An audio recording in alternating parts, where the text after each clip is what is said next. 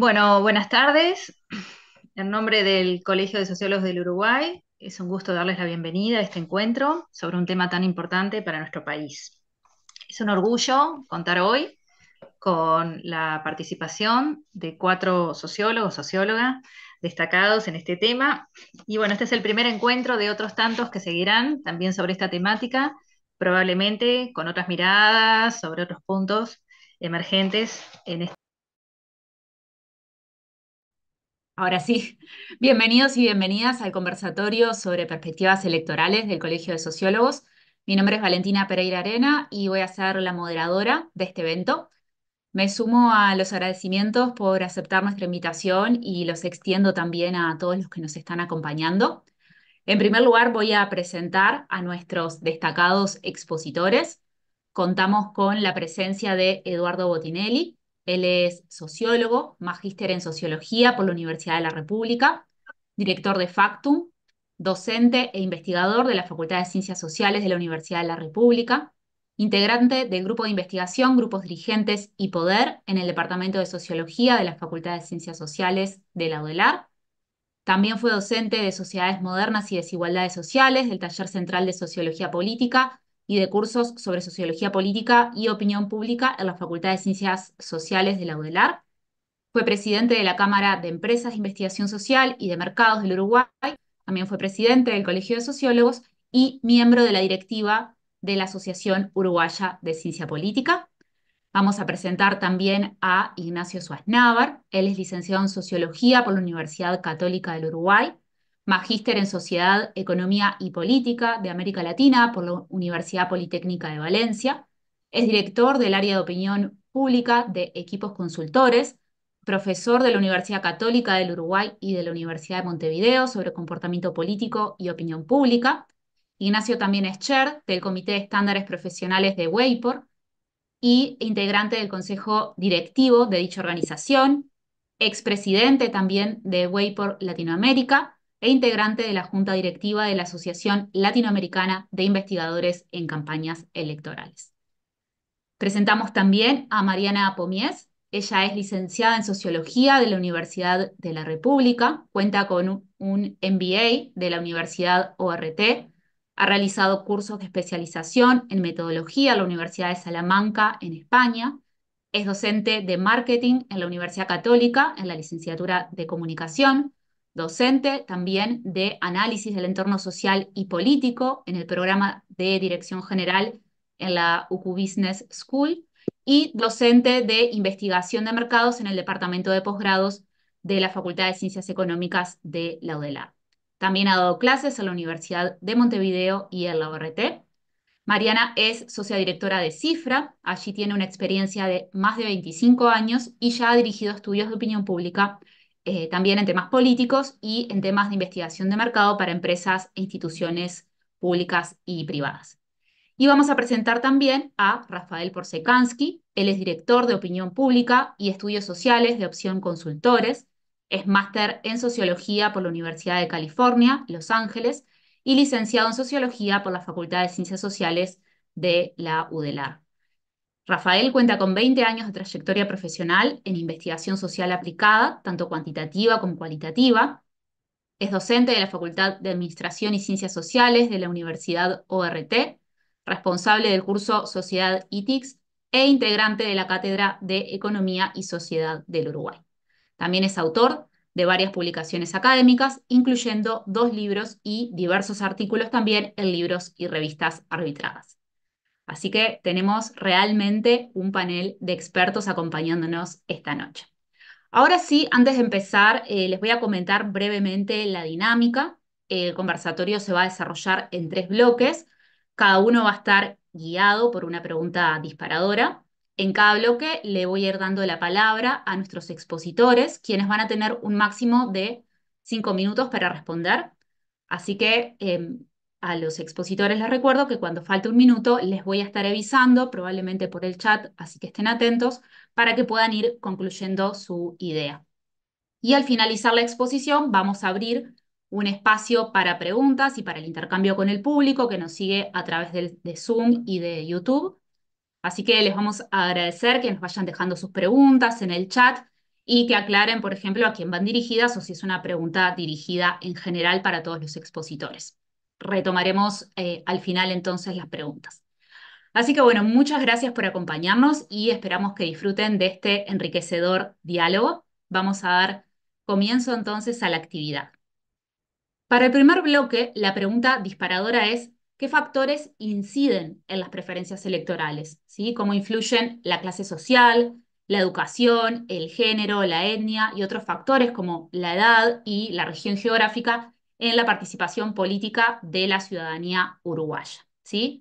Voy a comenzar dándole la palabra a Rafael. Te escuchamos, Rafael. Bueno, muchas gracias. Muy buenas noches. Es un placer estar acá en esta actividad del colegio, compartiendo con los colegas eh, esta jornada de reflexión sobre estos temas. Y yendo directo al grano y dando un poco la respuesta, a ver, es una pregunta amplia. Creo que hay un conjunto de factores que nosotros vemos correlacionados a las preferencias electorales en Uruguay. Eh, a ver, si uno tiene que determinar desde el punto de vista sociodemográfico, se puede hablar, por ejemplo, de la correlación entre edad y voto.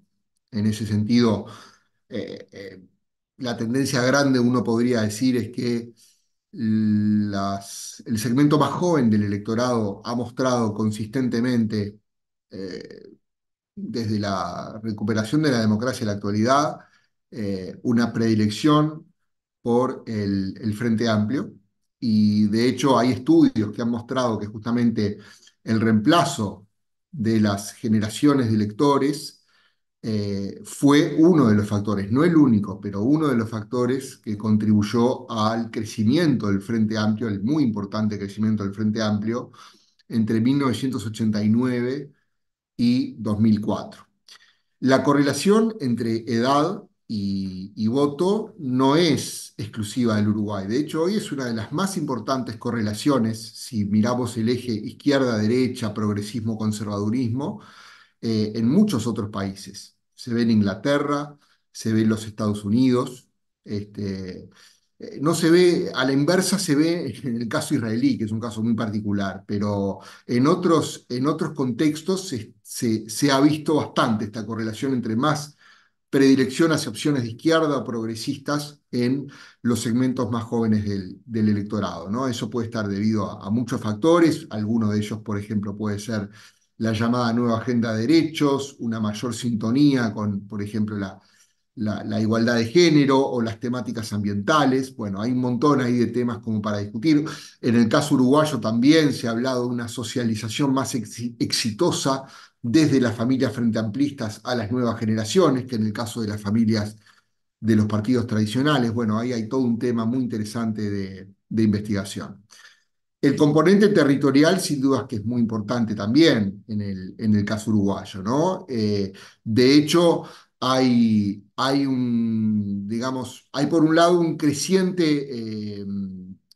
creciente influencia, una creciente predilección hacia el Frente Amplio en zonas en las que el Frente Amplio no votaba bien o no comenzó a votar bien en sus inicios en el año 71, pero donde va ganando terreno el Frente Amplio en departamentos, diferentes departamentos del interior del país. El Frente nace como una fuerza metropolitana, sobre todo montevideana, y a lo largo de varias elecciones logró, digamos, penetrar más y homogeneizar más al país políticamente. Sin embargo, todavía hay un clivaje territorial muy fuerte. El frente es mucho más fuerte todavía en el área metropolitana, ganó mucho terreno en Canelones, especialmente en las últimas elecciones, y es notoriamente más débil en el interior del país. Y es más, en el ciclo 2019-2020 tuvo un retroceso importante en el interior del país, tanto a nivel nacional como departamental. El caso más extraordinario fue Rivera, donde el Frente Amplio en octubre votó el 50% de lo que había votado en 2014, ¿verdad? Y después hay una correlación que es bastante compleja. En algún momento estuvo la hipótesis de que los partidos uruguayos eran tachol y que no había una diferencia de clases sociales. Yo entiendo que sí, que hay algunas diferencias. Lo que pasa es que está mediada también con el componente regional. En Montevideo hay una clara correlación, o hay, sí, una asociación entre preferencias electorales y clase social. Por ejemplo, en las zonas de la periferia, en los municipios de la periferia, las preferencias por el Frente Amplio son bastante mayores que, por ejemplo, en los municipios de la costa, y eso está muy asociado al nivel socioeconómico. Pero en el interior la cosa se complejiza, y es en los sectores socioeconómicos de menor poder adquisitivo, ahí no es tan clara la preferencia por el Frente Amplio, más bien es al revés, estamos viendo que hay más preferencia hacia la coalición. En cualquier caso, es un tema también que está este, que es bien interesante de investigar y de debatir cuál es la correlación en Uruguay de la pertenencia a una clase social o a un estrato de ingresos determinado y el voto o las preferencias partidarias de los uruguayos. Creo que pasaron mis primeros 5 minutos, así que le voy a dejar la palabra a los colegas. Muchas gracias, Rafael. 5 minutos exacto, gracias. Le voy a dar la palabra ahora a Mariana. Recuerdo la pregunta del primer bloque, que era ¿qué factores inciden en las preferencias electorales?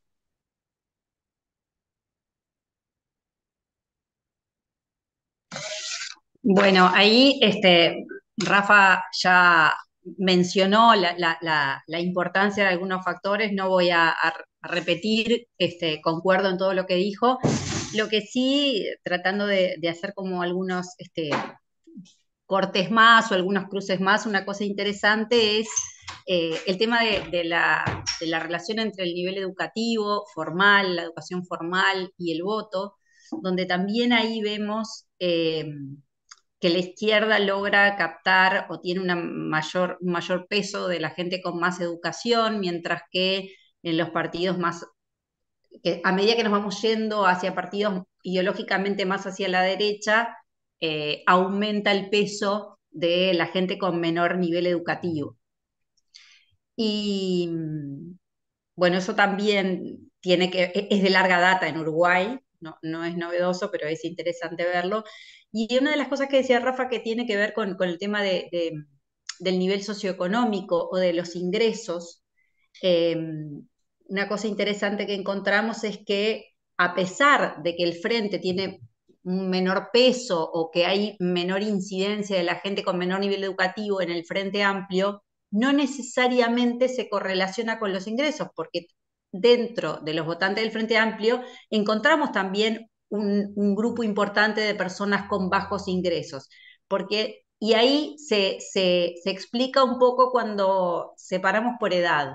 ¿Por qué? Porque en general en Uruguay la gente con menos nivel educativo formal es la gente mayor, porque históricamente, bueno, no se terminaba o no era obligatorio algunos ciclos educativos, entonces esa gente, si separamos, no solo mirar por ingresos, sino hacemos el corte por edad, vemos que los nuevos o la gente de menores ingresos, pero más jóvenes, tiende a votar al Frente Amplio, y la gente con menores ingresos, pero de más edad, tiende a votar más a los partidos tradicionales. Ahí se correlaciona, no se cruza la variable edad con educación y con ingresos, y vemos que si miráramos solo ingresos, veríamos una incoherencia, por ejemplo, con mirar eso mismo tirado por nivel educativo, pero cuando controlamos por edad, vemos que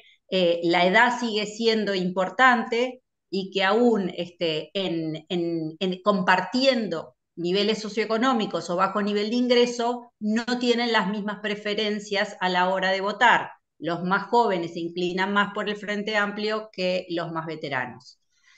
Eh, Esto que tiene que ver con la intención de voto también se refleja por ejemplo, pensando de cara a las internas, en la participación política, ¿no? Vemos que hay una mayor predisposición, por ejemplo, a votar en estas internas, en la gente más educada y en la gente con más ingresos, y hay una menor predisposición a la participación.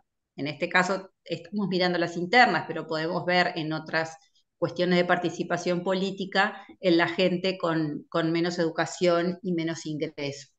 Entonces, respondiendo a la pregunta, sí hay factores sociodemográficos que generan actitudes hacia el sistema político o preferencias políticas distintas, que no son un tema exclusivo de Uruguay, que pasa en otros lados, pero que es interesante verlo cuando miramos los perfiles o cómo los distintos partidos atraen a públicos diversos. Dejo espacio a otros. Muchas gracias, Mariana. Le doy la palabra a Ignacio. Ignacio, te escuchamos. Gracias, buenas noches para todos y bueno, gracias por la invitación al colegio, un placer estar acá. Gracias a los colegas también por compartir este panel hoy. Eh, la verdad que tanto Rafael como Mariana fueron muy claros en describir las principales relaciones entre las variables sociales y el voto. Estos son temas eh, muy estudiados en Uruguay. Son temas que han cambiado relativamente poco en los últimos años. Es decir, vemos mucho más constancias que cambios en la estructura de preferencias entre las variables sociales y el voto. Yo creo que voy a aprovechar de repente para ser más breve en esta respuesta, porque tampoco tiene sentido redundar. Me gustaría hacer quizá dos pequeños aportes adicionales. Uno que me parece que que quería recordar un trabajo que me parece muy interesante, que es la tesis de licenciatura de Inés Fin en la Universidad Católica, que trabajaba un nivel distinto de la relación entre variables sociales y voto, que era el segundo nivel, el nivel de preferencias por sectores dentro de partidos, y encontraba que dentro de un partido, por ejemplo, dentro del Frente Amplio, las variables sociodemográficas explicaban buena parte o se relacionaban con buena parte de la preferencia por distintos sectores políticos. Claramente el votante del MPP tenía un perfil sociodemográfico distinto al votante astorista, ¿no? Y eso era bastante astorista más educado, más de la costa, más envejecido, el votante del MPP de menor nivel socioeconómico, de menor nivel educativo, más joven en términos relativos. Y encontraba lo mismo, o digo, no necesariamente con las mismas variables, dentro del Partido Nacional, donde el perfil del voto herrerista también tenía un perfil distinto al perfil del voto aliancista, ¿no? Entonces, muchas de las relaciones entre variables sociales y voto que nosotros vemos a nivel de partidos, a su vez esconden o disimulan otros matices que se pueden encontrar cuando vamos a nivel de sectores. Y en realidad lo que planteo, trayendo esto de este trabajo de fin, es más bien una duda, una interrogante, una linda pregunta que nos puede quedar planteada para este proceso electoral, donde ha habido recomposición de muchos de estos espacios partidarios, muy claramente dentro del Partido Nacional, o una interrogante sobre qué ocurrirá o cómo se reorganizará el astorismo, digamos, dentro del Frente Amplio, y en qué medida estos clivajes siguen vigentes o han cambiado, ¿no? Esa es una línea de reflexión que quería poner encima de la mesa. Un segundo detalle, simplemente mencionar que tomando en cuenta, ya pasando a temas de participación política, es decir, variables sociales que explican la participación política, sobre todo una interna de voto no obligatorio, que es lo que tenemos en pocas semanas por delante, Mariana señalaba ahí que una relación muy clara cuando nosotros miramos las encuestas y vemos que las personas que de mayor nivel educativo y de mayor edad son las que más declaran vocación de participar. Estudios anteriores que hemos hecho, nosotros comparando datos de boca de urna efectivamente a partir de la gente que efectivamente fue a concurrir y otros estudios que se han hecho a partir de análisis de circuitos, muestran que en realidad el efecto es aún mayor, porque no es solo que los más educados y los de mayor edad sobredeclaran su predisposición a participar, sino que además efectivamente van más que los propios jóvenes y las propias personas de estratos bajos que sobredeclaran. Por lo cual ese efecto, por lo menos hasta las elecciones anteriores, se amplificaba, digamos, y se potenciaba, digamos, de manera cruzada. Simplemente esos dos comentarios como modo de agregar algún elemento a lo que los colegas planteaban. Muchas gracias, Ignacio, por tus comentarios. Vamos a darle la palabra ahora a Eduardo para terminar el bloque. Bueno, buenas noches. Muchas gracias al colegio por la organización, los colegas, y ahora siento lo que le pasa a Schwarzenegger cada vez que tenemos una mesa y es el último, ¿no? cuando nos ordenan por orden alfabético, no hay vez que no haya tocado al final. Bueno, eh, adhiero, digamos, a todo lo que han dicho y podría terminar acá, pero voy a poner un par de cositas más arriba de la mesa. Eh, en esta línea o complementando las líneas anteriores. Una es el clivaje territorial. Estamos muy acostumbrados a hablar de Montevideo interior, y creo que, bueno, Rafa ponía ahí también el tema Canelones como un territorio aparte, pero lo que sí parece claro es que el interior como tal no existe, digamos, no es una única unidad, sino que claramente a nivel histórico, pero también, sobre todo con el crecimiento del Frente Amplio en parte del interior, se ha segmentado más territorialmente el alcance del Frente Amplio en algunos lugares y las permanencias, sobre todo del Partido Nacional y en parte del Partido Colorado en algunos otros departamentos. No es lo mismo Rivera que Salto o que Durazno, ¿no? Es decir, claramente el comportamiento electoral que van teniendo es distinto.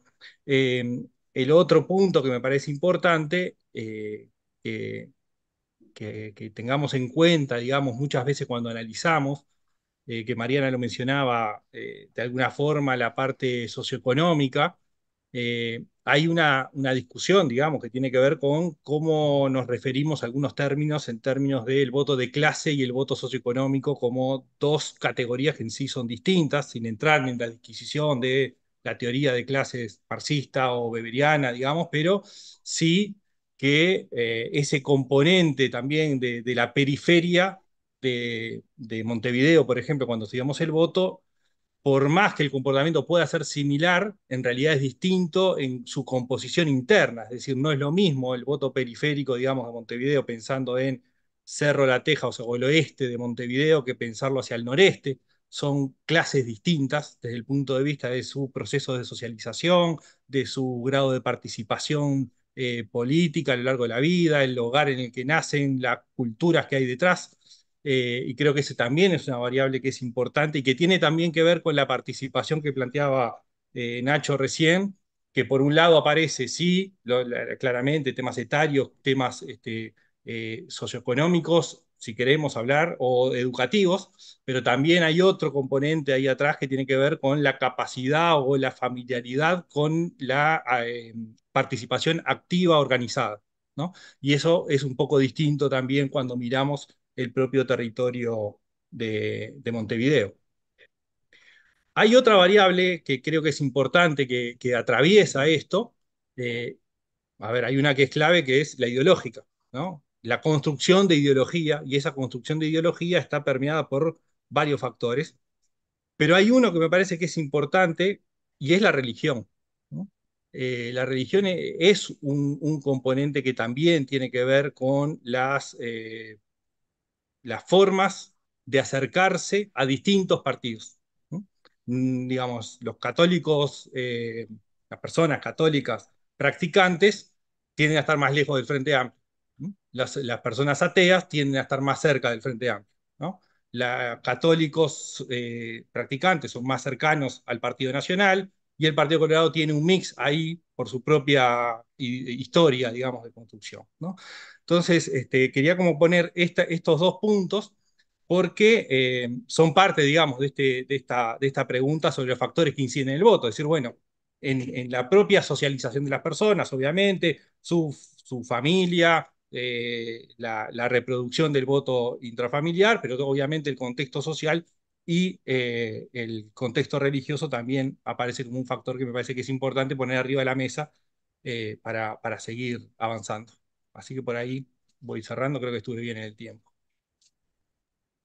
Muchísimas gracias a todos por aportar elementos tan valiosos. Y ahora sí vamos a pasar al segundo bloque, así después tenemos tiempo para la discusión. En este segundo bloque, la pregunta disparadora es qué tendencias, percepciones y actitudes de la población hacia diversos temas políticos y sociales podemos advertir en el presente año electoral. Voy a comenzar dándole la palabra a Ignacio. Te escuchamos, Ignacio. Gracias. Esto de ser primero, efectivamente, en una ronda de respuestas es bastante particular. Bueno, a ver, La pregunta también es amplia, obviamente. Acá es posible que tengamos más dispersión en las respuestas entre entre los colegas. Eh, yo creo que a ver, voy a empezar por el tema de el nivel de interés o el menor el nivel de involucramiento, digamos, del público con este ciclo electoral. Creo que hay un cierto consenso entre los actores políticos, los observadores políticos, los analistas, de que estamos viendo un ciclo electoral donde el público lo está viendo con cierta frialdad, con cierta distancia, ¿no? Esto se ha visto en algunos indicadores concretos. Factum ha publicado algunos estudios recientes sobre la proporción de personas que conocen que hay, por ejemplo, una elección interna el 30 de junio, cuando es, etcétera, es muy bajo. Otros indicadores que nosotros manejamos también van por la misma línea y reitero que los actores políticos, sobre todo los que están en el territorio, esos actores políticos históricos que están acostumbrados a movilizar mucha gente, todos señalan en todos los partidos, salvo alguna excepción, quizá a nivel departamental, una mayor dificultad, una frialdad, un nivel de desinformación. Este es un fenómeno interesante, habrá que confirmar si efectivamente esto se va hacia una menor participación en la elección interna o no, que sería una de las hipótesis que puede estar en el aire. También podemos transitar sobre algunas explicaciones, ¿no? Sobre algunas hipótesis de por qué esto puede estar ocurriendo. Yo tengo aquí al menos 5 hipótesis preliminares para explicar este menor interés relativo.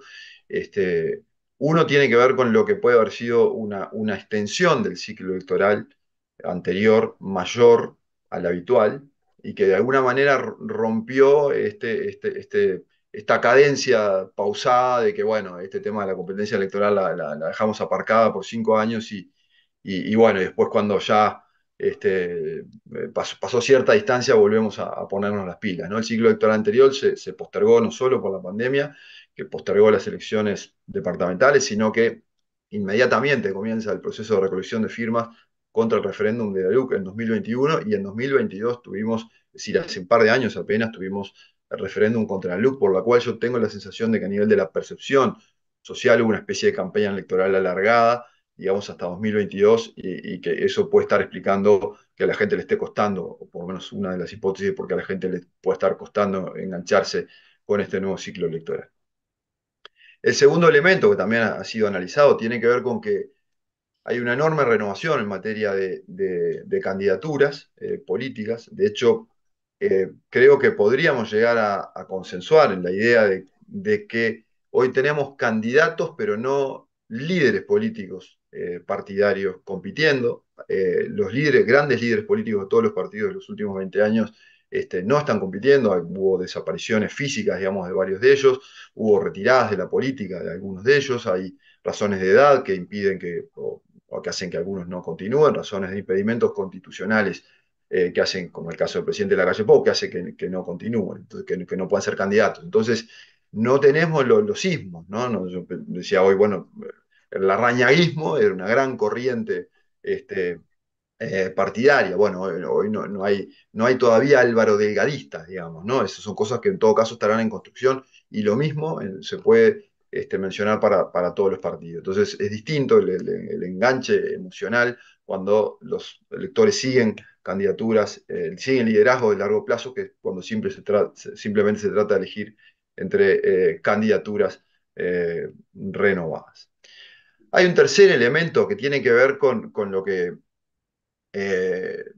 algunos de nuestros estudios muestran de que hay como en el electorado independiente, en el electorado del medio, hay como cierta sensación de que lo que está en juego en la elección nacional no es demasiado relevante. No quiero decir que capaz que suena un poco duro decirlo en estos términos de que no es demasiado relevante, pero de que no hay miedo de que las opciones que el Uruguay tiene por tomar en la elección nacional vayan a llevar al país a ningún lugar demasiado terrible. Por supuesto que los sectores más militantes de un lado y de otro sí ven en el triunfo del adversario un riesgo enorme de ir hacia lugares muy inconvenientes para el país. Pero el electorado del medio tiene una sensación de relativa tranquilidad, una especie de calma chicha, que no estoy diciendo que esté bueno, puede ser incluso hasta peligrosa, pero intuyo que algunas de estas actitudes van por ahí. Y bueno, y finalmente una cuarta hipótesis tiene que ver con lo que podemos denominar una fragmentación del sistema de medios, ¿no? Está claro que hay, esto cambia no solo el vínculo, estamos en pleno proceso de transición, como ustedes saben, entre el vínculo entre candidatos o partidos y los electores, sino también cambios en la propia conversación social, por lo cual en esta transición hacia nuevos mecanismos, es posible que los partidos y los candidatos no estén todavía sintiéndose en territorio cómodo como para estar activando predisposiciones en esta línea. Entonces, bueno, por ahí cuatro hipótesis que pueden explicar esta primera idea, digamos, de un menor interés relativo en la campaña. Bueno, y cierro por acá porque ya se consumieron mis 5 minutos. Muchas gracias, Ignacio. Quizás la pregunta por la quinta hipótesis la podemos hacer al final. Ahora le voy a dar la palabra a Rafael.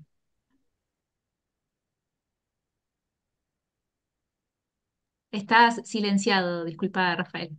Sí, decía lo que acaba de plantear Nacho, me parece una tendencia en la que estamos bastante de acuerdo. Me gustaría profundizar un poquito más todavía, porque hay cosas interesantes, ¿no?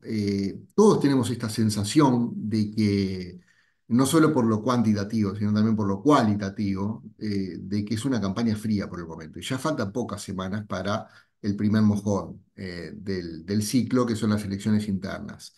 Eh, en comparación con 2019, hubo por lo menos, yo diría, dos precandidaturas que generaron mucho revuelo y mucho movimiento. Una fue la de Manini Ríos, que votó, siendo un partido nuevo, consiguió 50.000 votos en una elección interna y después una elección histórica para un partido no tradicional, incluso el Frente Amplio entre los partidos tradicionales, con un 11% de la votación. O sea, sin duda fue una novedad que en su segmento generó mucho entusiasmo. El otro fue el factor Talvi. Fíjense que estoy nombrando dos candidatos que ninguno clasificó al balotaje, porque ni Daniel Martínez ni Lacalle Pou generaron un gran entusiasmo en la ciudadanía. De hecho, la consolidación de Lacalle Pou como líder es postelectoral, es desde su rol de presidente, a partir de ese brazo con Tabaré Vázquez yendo a Buenos Aires, bueno, pero es un fenómeno posterior. Pero los candidatos que por allí generaron entusiasmo, sin duda Talvi, sin duda Manini, en algún punto Sartori en las internas en cierto núcleo. Hoy no hay una oferta consolidada de ese tipo, entonces uno nota una mayor frialdad, y eso que tenemos una interna frente amplista competitiva, ¿verdad? Pero esto que decía Nacho yo creo que es muy cierto, no, hay más candidatos que líderes, por así decirlo, y es un elemento muy importante, pero al mismo tiempo nosotros, las encuestas que intentamos aproximarnos a el comportamiento electoral y a la participación electoral para las internas, estamos notando que el porcentaje de gente que autodeclara que seguro va a ir a votar es muy alto y no es significativamente más bajo que la elección anterior. De hecho, por lo menos en nuestra encuesta, por ejemplo, tenemos más frente amplistas que dicen que van a ir a votar en esta elección que en la pasada, en las internas. Cosa que es probable que suceda así porque el Frente Amplio tuvo un nivel de votación muy bajo en las elecciones pasadas. Entonces, queda abierta la pregunta, por ejemplo, si esta mayor frialdad se traducirá efectivamente en un menor nivel de votación en las próximas elecciones internas. En la pasada fue 40%. ¿Tendremos por debajo o no tendremos por debajo? Y ahí yo creo que están estas dos conjuntos de datos contrapuestos, ¿no? Por un lado, un nivel de autodeclaración de votar que uno podría decir, le queda la duda si realmente en el global va a ser menor, y por el otro lado, sí, un nivel de entusiasmo hacia los candidatos que sin dudas es menor que el clima que había en 2019. Eso por un lado. Yo creo que por otro lado, yendo a otra arista de las tendencias, de la mirada de la opinión pública, de cómo está la opinión pública este año, creo que hay una mirada sobre la economía del país que está tendiendo a la neutralidad, digamos, o a la paridad entre la mirada positiva y negativa de cómo marchan las cosas, eh, con una mirada comparativamente buena o satisfactoria en lo global del gobierno y al mismo tiempo una mirada muy negativa sobre la gestión en seguridad, que no llega a lo que fue la mirada negativa sobre la gestión en seguridad del último gobierno del Frente, pero que claramente arroja un saldo muy negativo y que se condice con las declaraciones que ayer mismo dio el presidente de la República, diciendo no podemos con los homicidios. Es decir, esto está instalado en la opinión pública, hay una sensación general de que las cosas no marchan bien en el plano de la seguridad pública, aunque sí hay una sensación de que marchan bastante mejor en cuanto a la gestión de la economía. Y ni hablar que una de las preguntas que se instala para este ciclo electoral es cuánto va a jugar también la memoria de la gestión pandémica del gobierno. El gobierno, más allá de la discusión técnico-científica sobre si el gobierno hizo o no hizo bien las cosas en alguno o en todos los momentos de la pandemia, lo que es claro es que esa partida la ganó el gobierno ante la opinión pública. Culminó la pandemia con un nivel muy alto de aprobación de gestión en esa área. O sea que ese es un activo potencial para el gobierno en este ciclo. Y bueno, yo diría que quería dejar estos dos elementos planteados, ¿no? Por un lado, continuar el tema que había abierto Nacho, y por otro, también mostrar un poquito cómo es el clima en relación a la gestión del gobierno, porque, bueno, uno de los factores, capaz que esto se adelanta también a la tercera pregunta, pero uno de los factores que va a incidir sin duda, sobre todo en el electorado menos partidizado, en qué va a votar la gente, es justamente la llamada evaluación retrospectiva, es decir, lo que hizo el gobierno que está dejando su lugar al siguiente. Muchísimas gracias, Rafael. Le voy a dar la palabra ahora a Eduardo. Bueno, a ver, retomando un poco algunas de las cosas que han dicho, creo que así como planteaban que, bueno, no está instalada la idea de que gane quien gana vendrá un cataclismo, también se detecta, por lo menos en los distintos estudios, algún cierto fastidio o desilusión en que tampoco ha habido soluciones a alguno de los temas, ¿no? Fundamentalmente lo que hablaba Rafa respecto al tema seguridad, ¿no? El tema seguridad claramente está generando una desilusión, digamos, desde los votantes del Frente Amplio, claramente, no es que tuvieran grandes expectativas, pero de última podía ser una ficha que se ponía a un gobierno nuevo en ese tema, con desilusión propia de los Frente Amplistas, de lo que había sido la propia gestión del Frente Amplio en esa materia, sobre todo en el último periodo de gobierno. Y cuando miramos las preocupaciones de la población, a mí me sorprendió mucho cuando comparamos la foto de hoy con la de 5 años atrás. O sea, es prácticamente el mismo mapa que tenemos en la principal preocupación de la gente. Y diría hasta casi que los mismos porcentajes. Varía un poco el tema del empleo, por ejemplo, por lo menos en los últimos datos que tengo. Como que, bueno, el fin del gobierno del Frente agarraba una fase de crecimiento del desempleo, este gobierno agarra una fase de disminución del desempleo, entonces eso puede generar algunos pequeños cambios, pero la foto grande es más o menos la misma. Es decir, estamos atravesando una campaña electoral y una elección que vamos a tener con las preocupaciones muy parecidas a lo que teníamos 5 años atrás, con un factor adicional, que es que la esperanza que estaba puesta en el nuevo gobierno por una parte importante del electorado no está presente hoy. Es decir, no hay una esperanza puesta en que el Frente Amplio pueda mejorar el tema de la seguridad, no hay una esperanza puesta en que, siguiendo la línea del actual gobierno, pueda mejorar ese tema de la seguridad. Y en temas económicos, que es el segundo gran factor que aparece, no se ve que un cambio de gobierno signifique un cambio drástico en la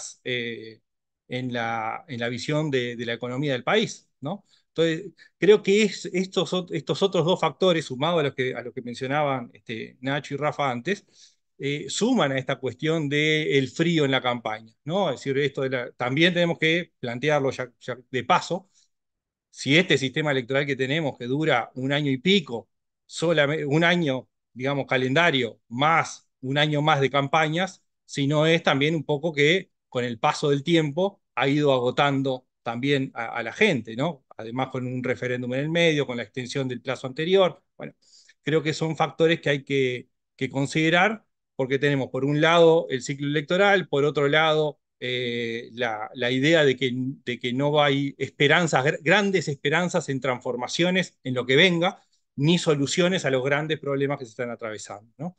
Creo que ese combo, de alguna forma, está presente para la situación que estamos viviendo y cómo movilizar a la gente, ¿no? Es decir, creo que lo que está viendo una parte importante es que no está viendo elementos movilizadores de la gente, más allá de, obviamente, sí, los sectores militantes, pero ese núcleo del medio que no participa activamente no aparece como con grandes incentivos a estar involucrado, a participar, a expresarse incluso públicamente con muchas de las cosas, ¿no?